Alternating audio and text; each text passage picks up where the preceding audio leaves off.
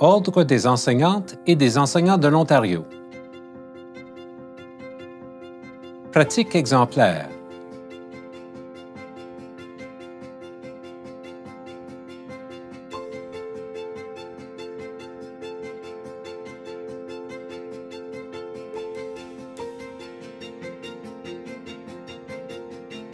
Dans les années 70, l'enfance en difficulté existait, mais pas de la façon qu'on le voit aujourd'hui. Moi, j'ai eu la chance de le vivre comme élève, donc on savait que les élèves à très, très grands besoins avaient des services. Mais les élèves avec des troubles d'apprentissage ou des difficultés d'apprentissage à ce moment-là étaient probablement moins reconnus et avec moins d'appui. Vers fin des années 90, les plans d'enseignement individualisés sont apparus et c'est là vraiment qu'on a pu établir comment aider les élèves. Et c'est à ce moment-là que vraiment l'enfance en difficulté a vraiment pris une ampleur assez importante en Ontario.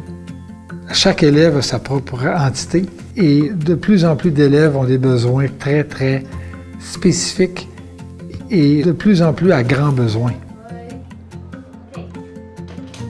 Vous savez, trouver des solutions pour un élève qui a un défi au niveau du comportement, un défi au niveau de l'attention, un défi au niveau de la lecture, la pratique peut faire que certaines stratégies spontanées peuvent te permettre de lui aider.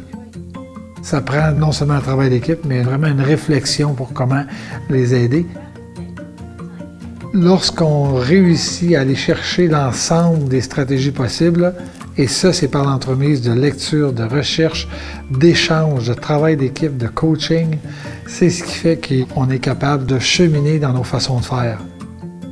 C'est comme le vieux dicton dit, hein, ça prend un village pour éduquer un enfant, donc ça prend une équipe multidisciplinaire pour faire grandir un élève dans son apprentissage. C'est évident qu'au début, quand tu passes d'une carrière à l'autre, d'une position d'enseignant vers une position de direction adjointe d'école ou direction de service, tu dois laisser de côté ce besoin d'appuyer les élèves de façon directe, d'accompagner même des parents, travailler de pair avec des parents, avec d'autres intervenants, pour en arriver à mettre sur pied un ensemble de formation et d'appui avec d'autres intervenants qui, eux, vont aller appuyer. Donc, ma philosophie est restée la même. Et la façon de me rendre à l'élève a changé, dû à mes fonctions. Pour Sylvain, c'est toujours l'élève qui est au cœur de toutes nos discussions, de toutes nos démarches, les stratégies, les interventions qui sont mises en place. Donc, en ayant l'élève au cœur de nos discussions, au cœur de notre travail, toutes nos stratégies, dans le fond, toutes nos nouvelles pistes d'intervention sont faites en fonction des élèves. Moi, je dirais que ça, c'est sa plus grosse contribution, c'est vraiment d'être à l'écoute et de prendre des démarches pour pouvoir rendre concret des ressources, qu'elles soient matérielles ou humaines, pour répondre aux besoins des élèves.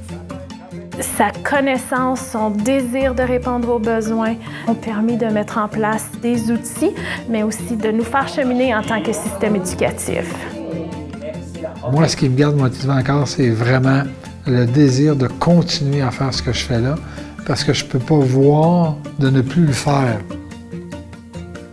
L'élève qui performe lors d'une évaluation ou lors d'une prestation ou dans n'importe quelle situation, il sait qu'il doit te prouver son rendement. Hein? C'est à la fois valorisant parce que tu le sais que l'élève a fait du chemin, mais en même temps, tu le sais que tu l'as accompagné là-dedans. Te lever le matin puis vouloir aller travailler, c'est un cadeau du ciel.